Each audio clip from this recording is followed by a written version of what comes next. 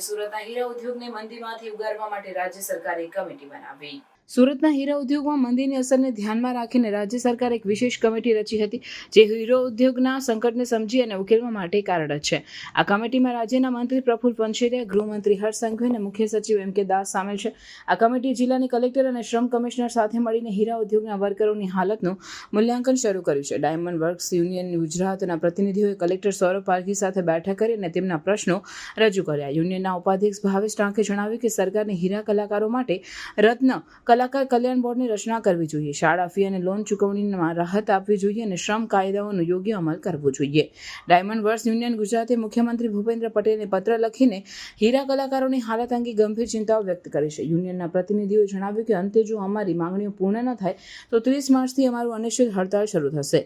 DWUGના ઉપાધ્યક્ષ ભાવેશ ટાંકે જણાવ્યું કે અમે સરકારના આર્થિક પેકેજ, શ્રમ કાયદાઓનો અમલ અને હીરા કલાકારો માટે કલ્યાણ બોર્ડની રચના કરવાની માંગણી કરી છે.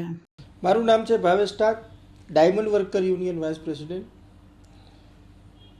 ગયા વખતની અંદર આજથી 2 મહિના પહેલાં ડાયમંડ વર્કર યુનિયન દ્વારા 30/3/2025ના રોજ હીરા ઉદ્યોગમાં કામ કરતા રત્ન કલાકારોને સ્વયંભૂ હડતાલ ઉપર જવા માટેનું એક એલાન આપ્યું હતું અને 10 તારીખ 10/3/2025ના રોજ એનું આવેદનપત્ર અમે કલેક્ટર સાહેબને પણ આપેલું હતું. ત્યારબાદ 12 તારીખના રોજ ગુજરાતના મુખ્યમંત્રી એક કમિટીનું નિર્માણ કર્યું હતું અને કમિટીની અંદર ગુજરાત રાજ્યના ગૃહમંત્રી હર્ષભાઈ સંઘવી, ગુજરાત રાજ્યના શિક્ષણ મંત્રી પ્રફુલભાઈ પાનસેરિયા, ગુજરાત રાજ્યના શ્રમ અને રોજગાર મંત્રી બળવંતસિંહજી રાજપૂત પણ આ કમિટીની અંદર હતા. M.K. દાસ સાહેબ પણ હતા કે રત્ન કલાકારોની આ પરિસ્થિતિની અંદર સરકાર કઈ રીતે મદદ કરી શકે એનો રિપોર્ટ તૈયાર કરવા માટે આ કમિટીનું નિર્માણ કરવામાં આવ્યું હતું.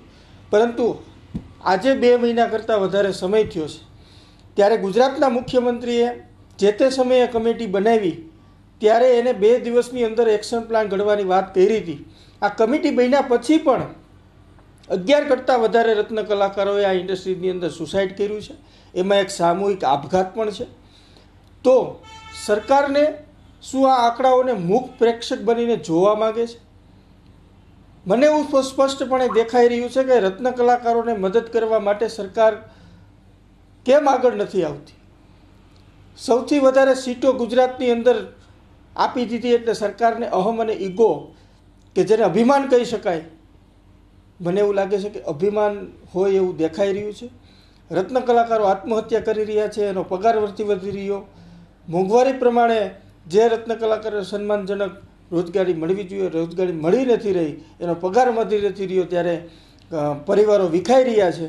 તો રત્ન કલાકારોને મદદ કરવા માટે સરકાર ક્યારે આગળ આવશે? એના કમિટીની કામગીરી માટે અમે 18/4/2025ના રોજ કમિટી શું કામ કરી રહી છે, કયા લેવલ ઉપર, કયો એક્શન પ્લાન ઉપર કામ કરી રહી છે, એ માટે એ કમિટીના મેમ્બરોને મુખ્યમંત્રી સાહેબથી માંડી શિક્ષણ મંત્રીને, ગૃહ રાજ્યમંત્રીને લેટરો લખ્યા છે અને અમે આશા રાખીએ છીએ કે લેટરનો જવાબ અને રત્ન કલાકારોને મદદ કરવા માટે સરકાર કયા એક્શન પ્લાન ઉપર કામ કરી રહી છે એ માટે સરકાર રત્ન કલાકારોને જણાવે.